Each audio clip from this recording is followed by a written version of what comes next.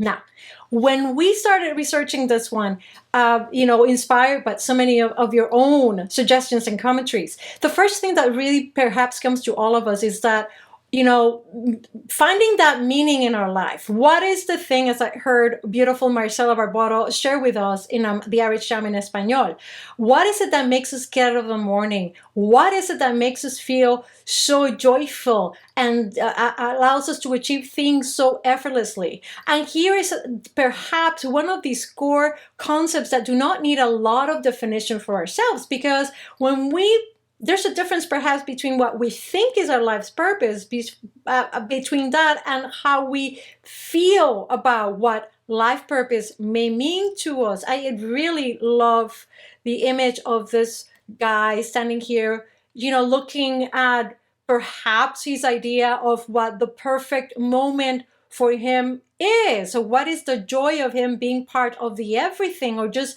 knowing that he's standing on that rock at exactly the time that he needed to stand on that rock. That's part of understanding our life's purpose, is that where is it that are we in our life plan, in the path that we've chosen for ourselves, right?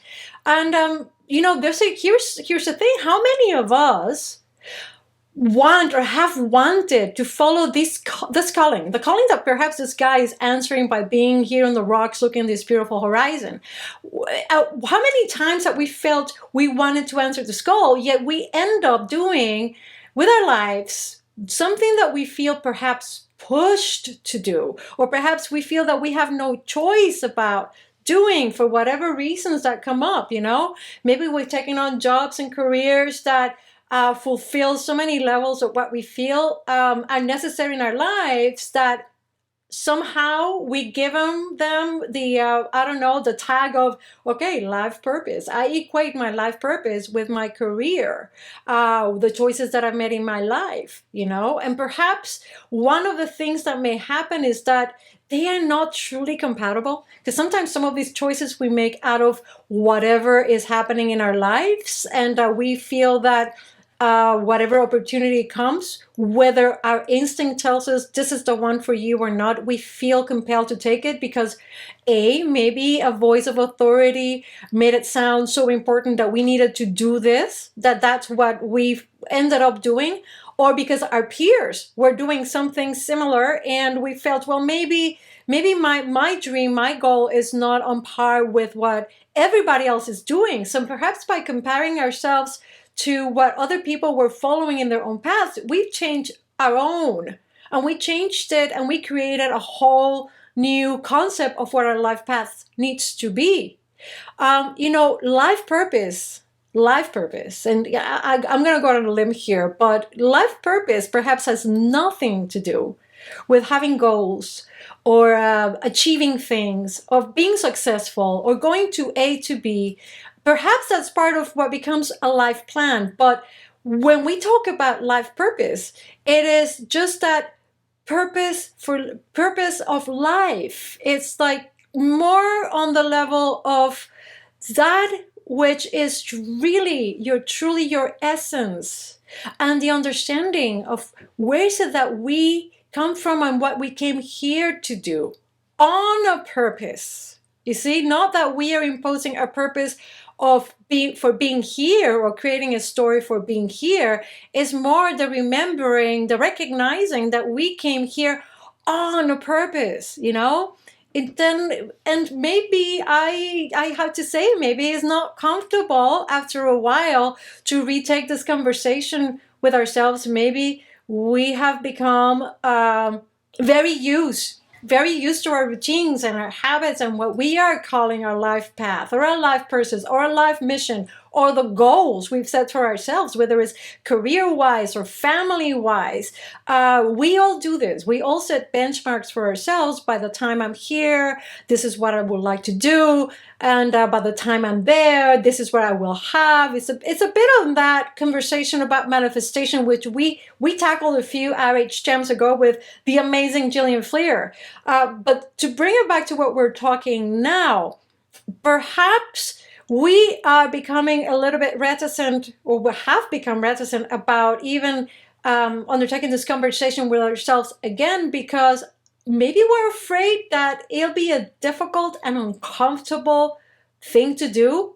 Maybe we've become too set in our ways, perhaps.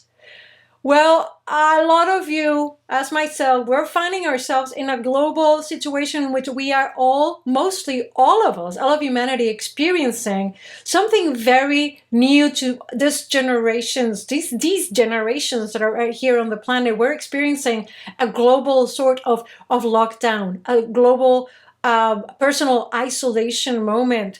And in that, many of us find ourselves with idle hands, in the meaning that we are no longer part of the rat race we've been experiencing when we go to work. Get up in the morning, you have the routine, you gotta do this, you gotta do that, but this time I have to be here. And that becomes a blending of one day into the other. That has come to a stop. It has been interrupted.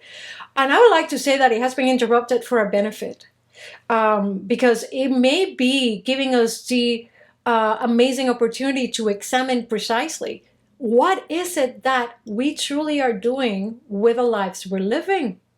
Are we living with the purpose, with a purposefully action of coming here to earth in whatever fashion that we came here to live this life that we're in right now?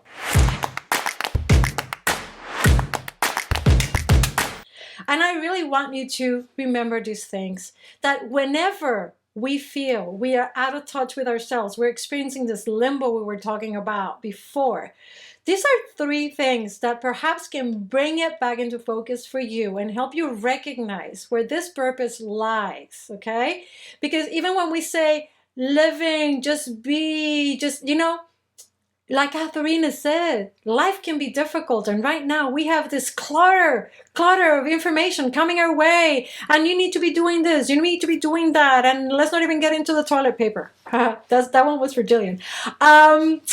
These are three ways you can help yourself recognize it. Note and observe what is it that truly brings you joy. What are these things? And these things usually take us back to when we were children, when we were childlike. Whenever we've been childlike and experienced joy, that is not something that is coming from what we think needs to make us happy, or the relative happiness of comparing ourselves and what we're experiencing to the happiness of somebody else or their discoveries. It is our own, and we know it because it makes your entire body respond to it. So start by noticing and observing. What is it that makes you truly joyful? And then, you know what? Dare to take a step towards touching this joy. What does that mean? Does it mean that you need to create an agenda? Does it mean that you need to create an action board? I am going to touch my joy this way.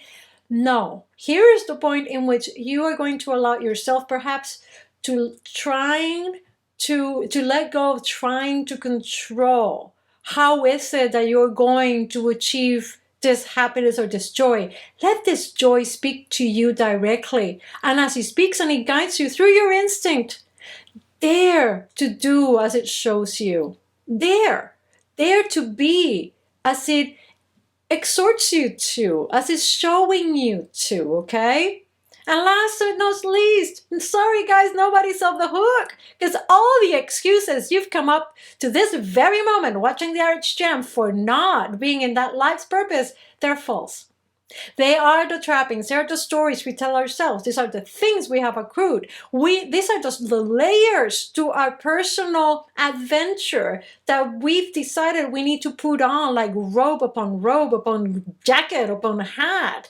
And they diminish our ability to connect with that who we really are and the purpose for which we came back here, purposefully to be alive. A living and reconnective healing and the personal reconnection, and we cannot tell you enough about this. They allow us to recognize and follow this voice, the life's purpose, that directive, that gentleness that rises from each of us through our instinct, and it allows us to be able to follow it and listen and be it or act upon it effortlessly and without hesitation.